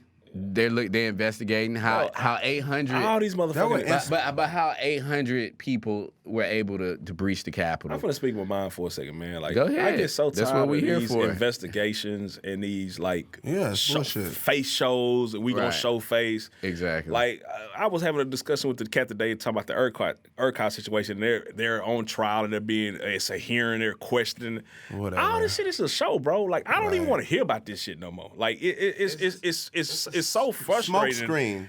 Like I mean, we get behind these closed doors and they're like, oh man, the people kind of upset, man. What can we do to appease the people? Right. You know what I'm saying? Oh, let's have a hearing. Let's talk about let's try to impeach him again. You know, like we just do all the stupid. We just turn the fucking table over and over again, do the same dumb shit again, and like nobody really cares. Like a certain select few group of people care, and it's usually the people that are afflicted. Mm-hmm. The people that don't have nothing to do with this, they don't give a fuck. Like they go back to their daily lives and they go back. They looking for whatever normalcy they trying to get back to. It don't even cross their mind. Right. I know these folks. Like they think about it maybe when they see you like, oh well, maybe I gotta not that they're bad people, but like they may have to address it because you might be feeling a certain type of way or something like that. But they just don't care. Right. You know what I'm saying? And it's kind of like. And that's the thing is that we never gonna get past. Yeah, it. we in order to I think in order to progress, we have to get more people to care. How do we do that though? Like what do you mean? That's the question. To progress, we have to get more people to care about the situation. If they don't care about now, after all the shit has just been there televised for the world to see how Black people have been treated in this country. They don't give a fuck. Well, there's a percentage of people that care, and there's a lot of people that. And I'm not saying that they don't like necessarily care. The people in power. It's not on their day to day. It's not. They're not. If they're not afflicted by it. It's not a. Right. If we don't disrupt and protest and march and shake shit up, shit'll be the same. So they don't care because we always gotta fucking. Hey, we're being killed and oppressed and this and that for you motherfuckers to act like, oh, maybe y'all are being oppressed. No, fuck that. And I'm gonna be real with you, man. You better keep shaking it up because a month or two, they gonna be it'll be fresh on people's minds, and then as soon as you be quiet, they go right back to their fucking life. And that's the sad part about it. That's what we got. That's where we at. That's what we dealing with. You know what I'm saying? Like. I kind of, and not just on this situation, but in a lot of aspects of life, man, I ain't really the venting, woe is me type, man. I'm solution based. If it's gonna get to the point where something really gotta shake, let's make it shake. I heard Martin Luther King say, what I'm saying? Because the people they not listening. They told us to pull us, or they're listening for a short period of time. You can't tell people to pull themselves up by their bootstraps if we And they ain't got no have shoes. boots. Yeah. I heard that. Yeah, that's a cold. Yeah, That's cold. Yeah, that's cold. You know what I'm saying? Yeah. So, you know, and you know, it is what it is, man. America needs to they need to atone. They need to take accountability. There's never been full accountability taken in this country ever. Check this only out. when we have to. Only when the Check this people out. shake shit up. Check this out. And it's though. about the people. I agree 100%, but America doesn't feel that way.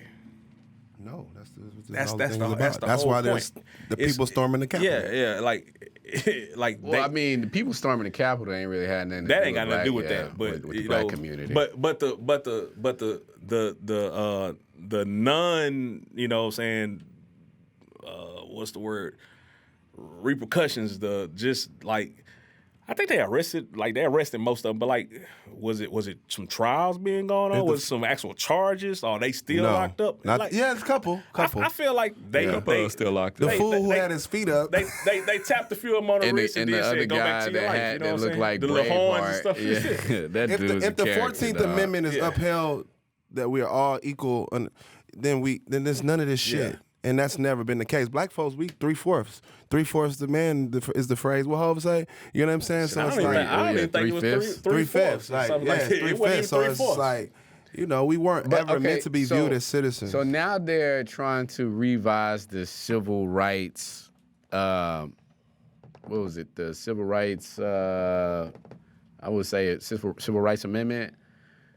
They're trying. I don't know about that. They're trying to modify that to add the LGBT Man, I'm Lord have mercy. community within the civil rights amendment, I believe.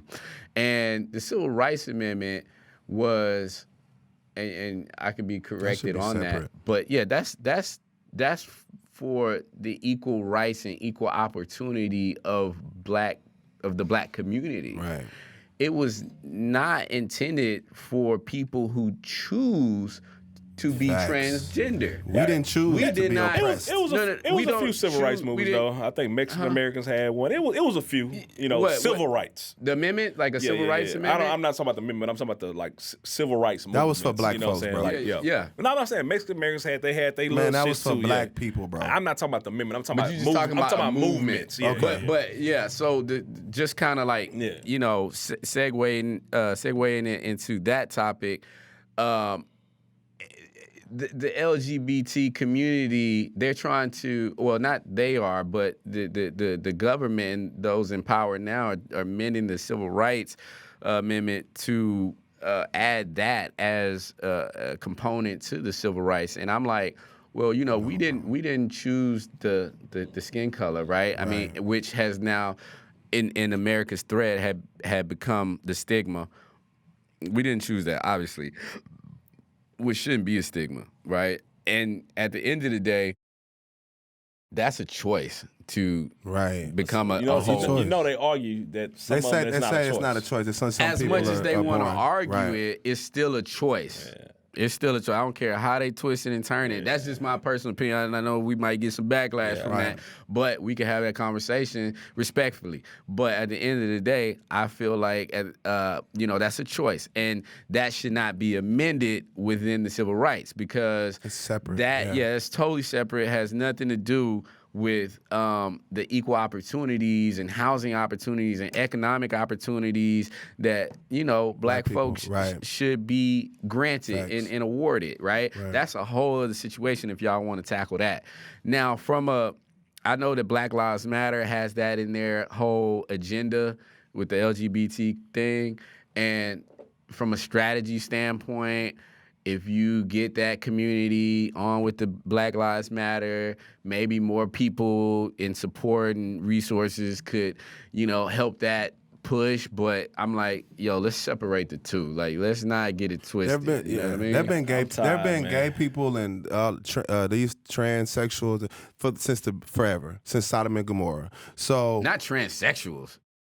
you don't think cross dressing and stuff was going on? You think Like that just a whole- started? It wasn't gender change? Oh, not it wasn't- gender it wasn't changing, physical but I'm just trans- saying. Yeah, I'm that's just what I was saying. talking about. They I'm didn't just have the saying. technology they back probably- then. I'm just saying a man identified as a woman. Dress up, but Right, but it's just a man feeling like he was a woman. You know what I'm Yeah, they saying? probably had that, But yeah. that's a whole different ball game of a system weaponized. Racism was weaponized against black people since the inception of this country. Right. It was weaponized against us, and it affected us economically, socially, on every level of the spectrum. So it's separate. I think that's an evil tactic of this country to try to put one thing with the other. No, this two fucking way different, separate things. Like, but to me, it's a way for them not to totally take full accountability. Let's take that and blend this and try to. If you're being oppressed, they're being oppressed. It's all oppression. No, motherfuckers, this shit is a whole. This ain't even apples and oranges. This is apples and watermelons. No pun intended. It's apples and watermelon. Watermelon head. I love this fucking watermelon. It's definitely got to be separated, and I just wanted to speak on that. So moving forward, though, you know what I'm saying, from all of that, man, the 50-40-90, we got to talk about motivation, and we got to leave it on some inspiration, and we got to leave it on a good note. So one of my biggest, and we talked about it, one of our biggest inspirations is Hov. So shout out to Hov on that deal he just did with the Ace of Spades and Armand de Brignac, however you pronounce that. Man, I was like, that's impressive. You know how to say that shit. Hey, man, I tried my best. Right. But, hey, he sold 50%.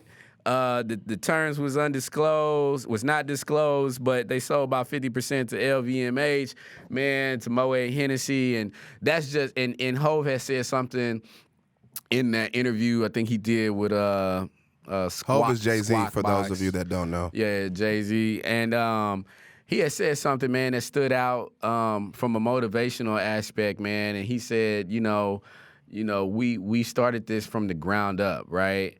And built it step by step, and then he alluded to even back when he was, they started Rockefeller and Rock Nation now, but Rockefeller is that, he couldn't get a deal. And so they really had to start their own thing and start from the bottom and really grow it step by step and really trust the process. So, and now he was like, I feel vindicated, obviously, now, being that we were able to do this deal. And so I took that and really just used that as motivation for myself in life that, you can't control everything, right? And me, in my career, I've been a project manager for literally about 10 years, and I based my life, I made a career on setting timelines and setting deadlines and developing a scope for different companies and managing resources and trying to meet milestones. And in some ways I tried to, carry that over into my life, to like my lifestyle and manage my life that way.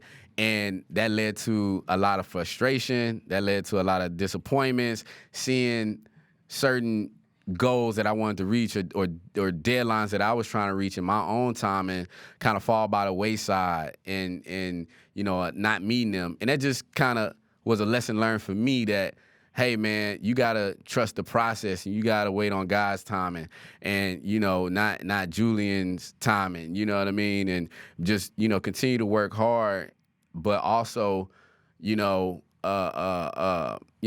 the process, you know what I'm saying? And eventually, that time will come.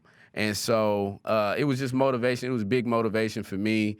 And it was, I think after I seen that, I was on it. Like, I was like, what else can I do to better what I have going on? And it just kind of gave me a spark and more motivation and more inspiration. So, if anybody else is out there that's feeling like that type of way where, you're doing all you can and you're trying to reach your goals and you're trying to,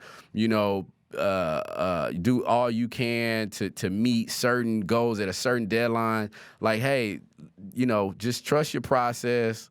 Just keep working hard. Keep, if you a praying person, stay prayed up. Focus on the lessons learned, maybe the things that you did wrong, or maybe why you're not getting to that next level in your career where you want to, or that next step.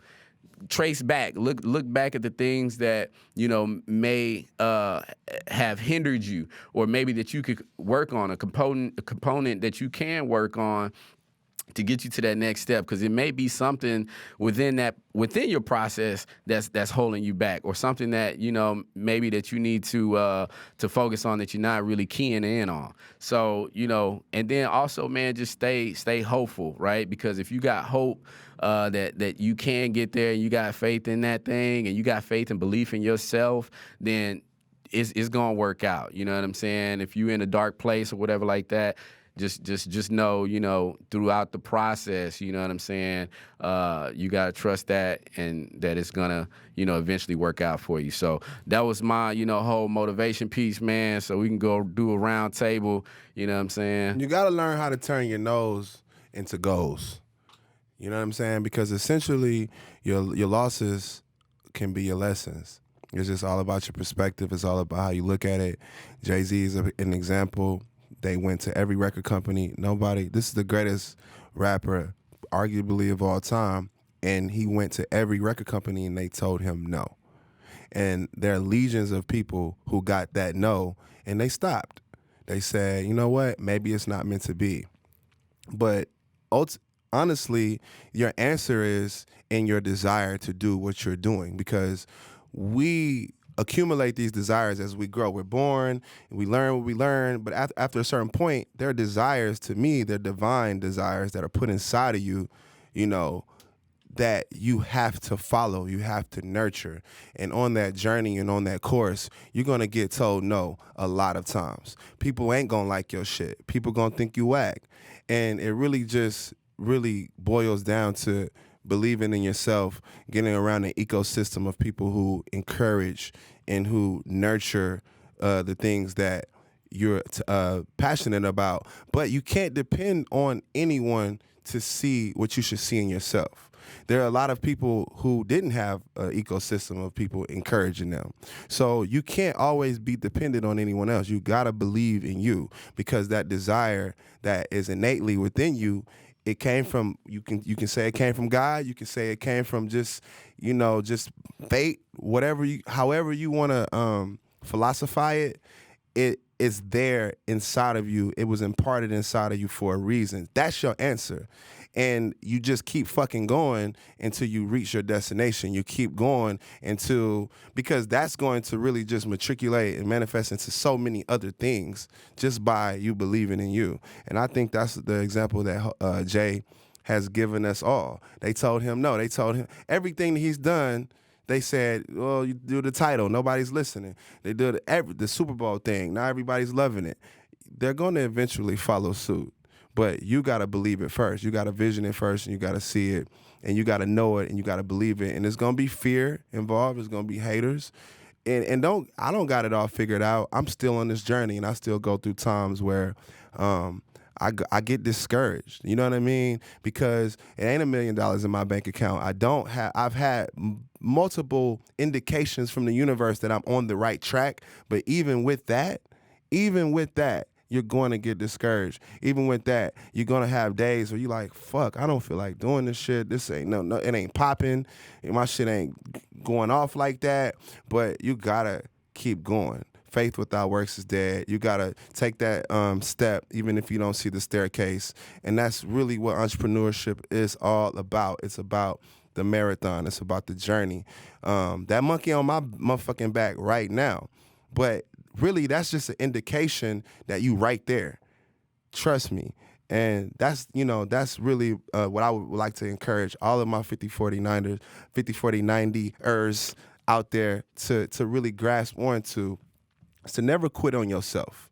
To never quit on yourself, because you never give up Boulevard. Success Boulevard is right next to Give Up Avenue. You know what I'm saying? And you're going to be on Give Up Avenue. When you're on this journey, you're going to take turns. You're going to want to quit Street, Give Up Boulevard, but Success Avenue is right there.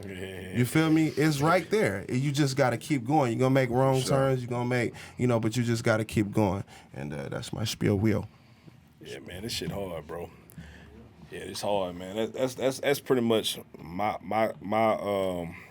take on things is that straight up, this shit is hard. It is fucking hard. Mm-hmm. So Road ain't easy. Get that on your mind, get that off your mind, and be prepared for war because this shit is hard. But what you can't do, and you'll never ever experience success, is like you were talking about, man, is quit. Right. As long as you going after it, as long as you steady getting after it day to day, and you pushing, like shit don't work. But you know what you can say? You can say, hey, I ain't quit on it. Right. I didn't give in, man, because when it do finally pop or when it do finally reach the success levels you envision or even greater successes that you couldn't even envision, Right. you're going to feel damn good about yourself, man. Right. And it's going to give you more motivation to do more. This shit is hard, man. It ain't no walk in the park, man. I'm going through it right now, man. Trying to start a business, trying to do shit, man. This shit is fucking hard. Right. It's tough. But, man, you can't give up, man. You have to keep going. You have to keep fighting. You know what I'm saying? Because if you don't, you can easily go crawl up in your bed, man, lay there and sleep and, tuck yourself in. But you ain't going to never experience shit. Right. You're going to have regrets. But if you get it or when you get it, Right. man, that's the beauty of it, man. Because you can enjoy it. You can say, hey, I put this in. I put this work in, man. I did that. I bled for that. I cried behind that shit.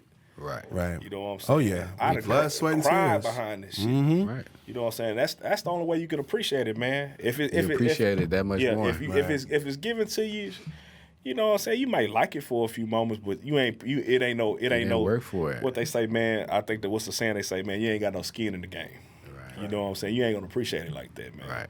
But man, if you put one foot in front of the other, man, keep going for it and keep fighting for it. Fight with your last breath for that shit. That's man. That's the foundation and of this. and keep going, bro. That's the foundation of this podcast. And if it don't, hey man, you can lay down in your bed and say, hey man, I gave it everything. But I got. it ain't no if it don't, because this is what'll happen sometimes. You'll get to a point where you'll be like, just you putting yourself out there, that might lead to another blessing that you didn't even know. To another avenue, yeah. To another avenue that you might get into. It might not even be what you was dreaming about. You might have had these dreams. Right. And then these better. dreams Right. manifest. You know what I'm saying? So yeah. But you don't know until you start. You ain't gonna know if you fucking sitting around. It's like we man. finna have the best podcast in the world, but this shit really Real spawned shit. off a song that me and Julian did. Straight up. And it really, honestly, we had these conversations. We didn't really know how much it would stimulate us. Yeah. In our other endeavors, you know what I'm saying? This podcast and how much it stimulated and inspired others. So, at one point in time, and we always talked about it, but especially Julian, but when we did the music and got together on the music, we didn't really just foresee the real impact that it could have and what could come from that. That's you know what I mean? Crazy, man. Yeah, man. And to add to that, before we close out, I know that I'm the type, I like things like right now, and I know a lot of people feel that way. Like we want things to happen right now, and it's like sometimes we're in a waiting season, and that waiting season could be preparing us for our blessing. Wow. And you got to be able to be patient throughout that waiting season, and patience is a virtue, and you got to be able to have the fortitude, because like Capo said and like Lace say, like you want to quit. It's hard. So you gotta pray for that patience, or you gotta work on your patience and have that fortitude to go through that adversity until you get that blessing. So let me add go one. ahead. Let me add one thing onto that too. And we're talking about patience, and I want to speak a little bit on patience. Patience is not a jail sentence. Patience ain't some shit like, oh Lord have mercy, like this ain't taking off. I gotta sit here, I gotta dwell through this shit. It is frustrating, but hey, you gotta find the beauty in the work. You know what I'm saying? The beauty in the process. Find the blessing in where you at. Because it helps you go forward. Right. If you sitting there like, oh man, I ain't getting what I'm supposed to get. This ain't popping and pop. Right. You'll talk yourself into the opposite direction. Remember, I think I said on last podcast, you want to go to California, you better hop on I-10 West. Yeah. You know what I'm saying? If you talk negatively to yourself, you'll turn yourself around, man. Yeah. So don't let that patience thing. I think people talk about patience sometimes like almost like it's like a jail sentence. Like Right. you're in Just like people think, moratorium and like I'm like waiting. discipline is always bad. Pa- Like, it's not. Patience is just, hey, I understand that the time might not be right now, your but sharpening season. But but I'm not gonna go sulk about it. I'm gonna keep going harder, and Facts. my energy gonna stay where it needs to Work be. on them handles. Work on that You know jump what I'm saying? shot. Yeah, you know what I'm saying? Go get a left. You know what I'm saying? Whatever the case is. I didn't have a left. I had to work all summer Go on get, just my go left get hand. that and be Work on happy the things and be you happy said. about it Right. while Yeah. you're doing it. Right. Right, keep a Because positive when it attitude. come around, shit, then you can enjoy it, man. Yeah, Right. Don't let that patience shit scare you, man. People hear patience get all jittery and shit. Which is that easier said patience than shit is done. important. It's not a jail sentence. You know It's what not I'm a saying? jail sentence. It's frustrating, Yeah. but at the same It's time, you hard, can man. work on your patience. Yeah. You can work on it, man, Get just lost like in the work. anything else. Yeah. Just get lost in it. Hey, man, we appreciate y'all rocking out with us, man. I'm Julian Caesar. Christian Lace. Be great. I'm out. Smooth we ass. out, man. Thank you. Yes, sir, Ski. Have it in the books, man.